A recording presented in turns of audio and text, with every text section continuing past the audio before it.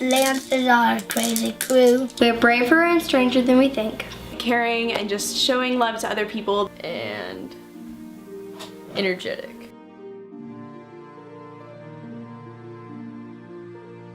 We went on a mission trip to Mexico, and We were dating at the time. we were dating at the time. And it was there that we decided that if we were ever to marry, that we would actually have a couple children of our own and then adopt. About 2009, we had started kind of having that stirring in the fact that we wanted to adopt, but there was concern brought up that, did we really think about bringing the process of bringing an adopted child into our home, especially a child who was black into a white home. So we kind of backed off on our thought process on adoption.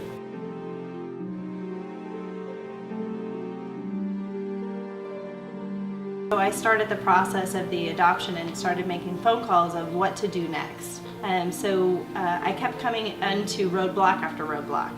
So eventually I had come across an email that a friend had sent me that was forwarded to me about 2 boys who were from Haiti who needed a home. I ended up finding out that one of the boys was already in process with adoption and had already found a home, but that the other child still needed one. But we weren't going to do anything without having all of us on board. First time they mentioned it, we were in our car heading back from one of our friends' house.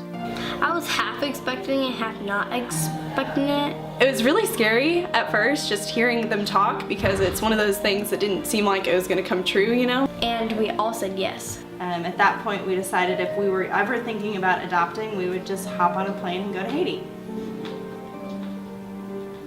So we did. So we did. Yeah. We grabbed our luggage and held on tight, and we walked out of the airport, and eventually we came across somebody who was yelling our names, and that was Rachel, the director of the orphanage.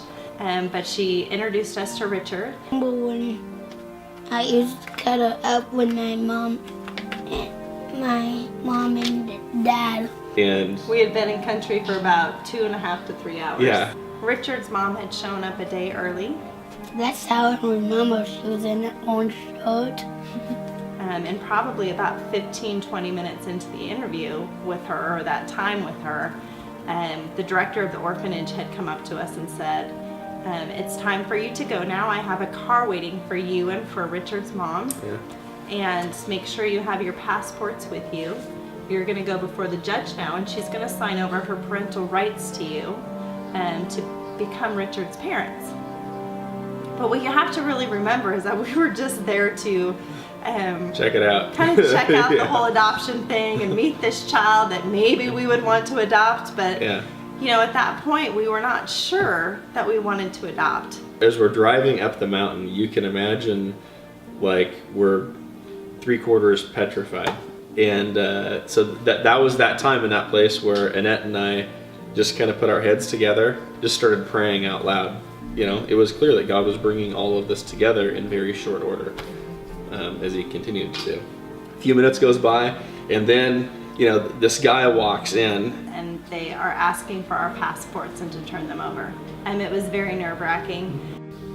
But after we had signed the paperwork, we were able to then spend a week with Richard in Haiti, just kind of continuing to get to know him and to love him. The unfortunate thing is that, after a week passed, we had to go back home because we had 3 kids in the States, and we were just starting the long journey of adoption. And at the time, he was almost 3 years old, but he very much could not understand what had just happened. Usually the adoption process lasts about 3 to 4 years. But we got it done in 2 or 3 years, so that was cool.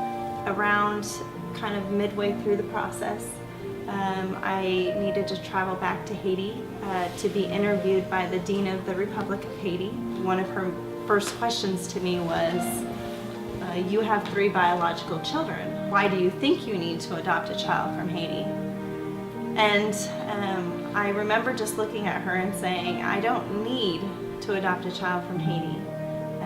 but I very much feel as though God has called our family to adopt a child from Haiti.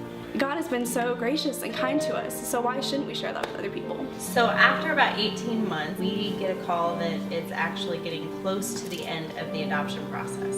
And it was December at this time, and we were wanting to try to bring him home by Christmas. And we boarded a plane and went to Haiti. It got to be after 3 or 4 days that we actually had thought that maybe the passport was ready. And we hadn't changed our flight itinerary. We still had us flying out later that afternoon. But in order for us to make it down an hour down the mountain to the U.S. Embassy to get the passport and to the airport, we only had a short amount of time. After we picked up the envelope at the U.S. Embassy, we got back in the car, realizing that the airport was just a short distance away, that we were actually going to be able to make our flight. Everything was going perfectly. We were on schedule, and then traffic essentially came to like a screeching halt. Being about a mile away from the airport and knowing that we just had a short distance to go, Rachel, the director of the orphanage, had spoken to one of the gentlemen on the side of the road and asked Random guy. him in Creole, which we didn't know their conversation, essentially for him to escort us to the airport.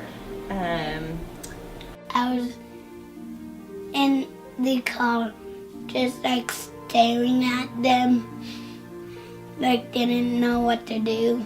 And so at that point I took Richard into my arms, Gardner grabbed our luggage, and we ran the rest of the way to the airport with this gentleman kind of pushing people off of us the whole way. And literally we stepped into the airport to essentially step right onto the plane. Yeah. And the wheels came off the ground. There was just this immediate kind of just sigh of relief. And we flew into Dubuque the morning of December 23rd.